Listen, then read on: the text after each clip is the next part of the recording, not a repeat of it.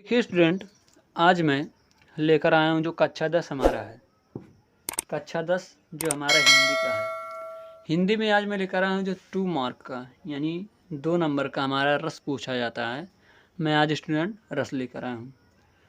तो देखिए इसमें जो हमारा ये तो हमेशा फिक्स रहता है। आप लोग जानते हैं कि जो ये हमारा रस पूछता है ये हमेशा फिक्स रहता है, 2 मार्क में पूछता है।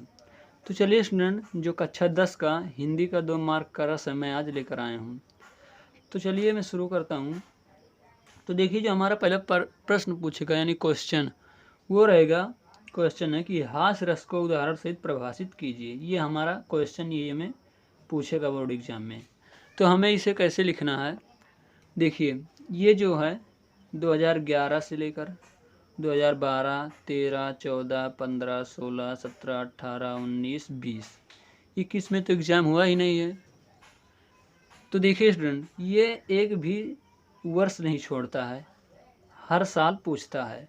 तो ये तो तैयार करना ज़रूरी है क्योंकि 2 मार्क है ये हमेशा। अब समझ लीजिए कि हम लोगों का फिक्स रहता है, जो हमारा फिक्स मार्क रहता है हम लोग तो उसे तो ज़रूर तैयार करेंगे ना। अब जैसे ये फिक्स है हमारा यानी ये 2 मार्क जो हमारा 2 नंबर ये फिक्स है, ये कहीं नहीं जाएगा। रस हो गया, जैसे इसमें रस हो गया हमारा, छंद हो गया, अलंकार हो गया, ये सब हमारा 2 नंबर फिक्स रहता है।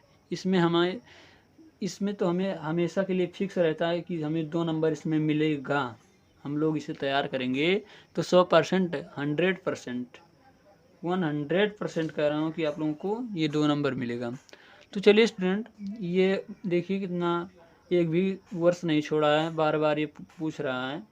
तो चलिए हम लोग इसे कैसे अथवा करके पूछता है। करुण रस और हास्य रस, यही 2 रस पूछता है हमारे बोर्ड एग्जाम में जो 10th का होता है। तो चलिए स्टूडेंट देखते हैं। तो देखिए इसका हम लोग ऐसे लिखेंगे उत्तर, उसके बाद इसका हम परिभाषा लिखेंगे। तो इसका परिभाषा जो है देखिए कैसा है। इसमें कह रहा कि हास्य रस यानी पहले लिखेगा कि हास्य रस को उदाहरण सहित परिभाषित कीजिए। तो आप लोगों को मैं लिखने का तरीका भी बताऊंगा, बोर्ड एग्जाम आने दीजिए। जब बोर्ड एग्जाम आएगा तो मैं लिखने का जो तरीका पूरा बताऊंगा। तो देखिए हास्य रस का अस्थाई भाव हास होता है। यानी जो हास्य रस का अस्थाई भाव होता है स्टूडेंट, वो हमारा हास होता है। किसी व्यक्ति के विकृत रूप, आकार, वेशभूषा आदि को देखकर हृदय में जो विनोद का भाव उत्पन्न होता है वही हास रस कहलाता है। देखिए ध्यान से समझिए फिर कि हास्य रस का अस्थाई भाव क्या होता है स्टूडेंट, शोक होता है। जो हास्य रस का अस्थाई भाव होता है वो शोक होता है। उसके बाद कि किसी व्यक्ति के विकृत रूप, आकार, वेशभूषा आदि को देखकर हृदय में जो विनोद का भाव उत्पन्न होता है, अर्थात जो हमारे हृदय में हंसी, जैसे किसी व्यक्ति को मैंने देखा तो कुछ हमें अपने हृदय में हंसी जैसा महसूस हुआ। कोई हम लोग हास्य रस इसीलिए ये कहा गया है कि व्यक्ति के विकृत रूप, आकार और वेशभूषा आदि को देखकर हृदय में जो विनोद का भाव उत्पन्न होता है वही हास्य रस कहलाता है। उसके बाद देखिए क्या है कि यही हास नामक अस्थाई भाव, जो ये हास नामक अस्थाई भाव है यानी हास्य रस का अस्थाई भाव क्या है हमारा, हास है।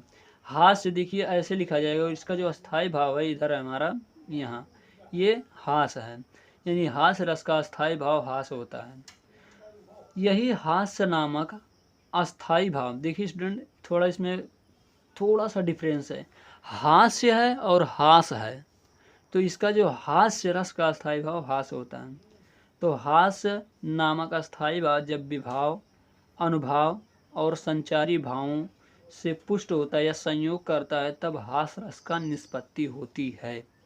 यानी हास रस कब उत्पन्न होता है, जब हमारा जो 3 है देखिए क्या है, विभाव, अनुभाव और संचारी भाव, ये सब जब तीनों आपस में संयोग करते हैं तो हमें हास्य रस का उत्पन्न होता है यानी निष्पत्ति होती है, उत्पत्ति होती है कह सकते हैं। उसके बाद इसका कहा है कि हास्य रस का उदाहरण सहित परिभाषित। तो देखिए अभी हमारा ये 2 नंबर नहीं मिला, अभी हमें 1 नंबर मिला है, 1 मार्क मिला है अभी स्टूडेंट ये हमें। अब हमें 2 मार्क के लिए इसका उदाहरण लिखना ज़रूरी है। यदि आप लोग उदाहरण नहीं लिखेंगे तो परिभाषा लिखने से एक ही नंबर मिलेगा, इसलिए 1 नंबर इसके परिभाषा पे रहता है और 1 नंबर इसके उदाहरण पे रहता है। तो चलिए इसका जो उदाहरण है स्टूडेंट, देखिए यहाँ उदाहरण है हमारा कि बिंद के वासी उदासी तपोव्रतधारी महाबिन नारी दुखारे, ये इसका उदाहरण है। बिंद के वासी उदासी तपोव्रत महाबिन नारी दुखारे। चलिए मैं इसका अर्थ भी बता दे रहा हूँ। तो देखिए स्टूडेंट, बिंद के वासी उदासी यानी विंध्याचल पर्वत पर रहने वाली, तपोव्रतधारी यानी विंध्याचल पर्वत पर रहने वाली तपस्वी मुनियों की, महाबिन नारी दुखारे यानी मुनियों की सोच पर हंसी आती है। देखिए फिर से कि बिंद के वासी उदासी तपोव्रति महाबिन नारी दुखारे यानी विंध्याचल पर्वत पर रहने वाले तपस्वी मुनियों को इस सोच पर हंसी आती है, इसका ये अर्थ हुआ। आप लोग थोड़ा लॉन्ग में करके इसे लिखिएगा, मैं आप लोगों को एक बार और इसे बताऊंगा। अभी तो मैं इसका जो आप लोगों को जैसे एग्ज़ाम आएगा तो उसमें जो इम्पोर्टेंट और इम्पोर्टेंट से मोस्ट इम्पॉर्टेंट जो रहेगा वो बताऊंगा।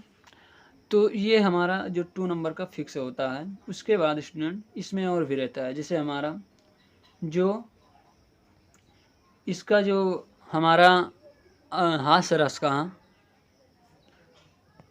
स्पष्टीकरण जो होता है, यानी हास्य रस का स्पष्टीकरण होता है। तो इसमें देखिए क्या किया कि अस्थाई भाव, अस्थाई भाव तो हास होता है यानी हंसी, कोष्टक में हम लोग लिख सकते हैं हंसी, हंसी। हास रस का स्थायी भाव हंसी होता है, यानी हास होता है। आलंबन इसमें होता है स्टूडेंट विकृत वेशभूषा। उद्दीपन बातचीत और चेष्टाएं होती हैं। अनुभाव हमारा होता है आश्रय की मुस्कान। संचारी भाव होता है हर्ष आलस्य।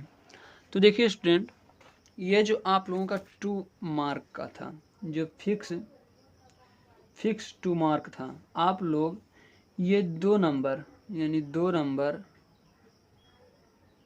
आप लोगों ने अपने जेब में रख लिया है। यानी आप लोग ये 2 नंबर यदि इसे तैयार कर लेते हैं तो आप लोगों का 2 नंबर कहीं नहीं जाएगा, ये आप लोगों को फिक्स है कि ये मिलेगा।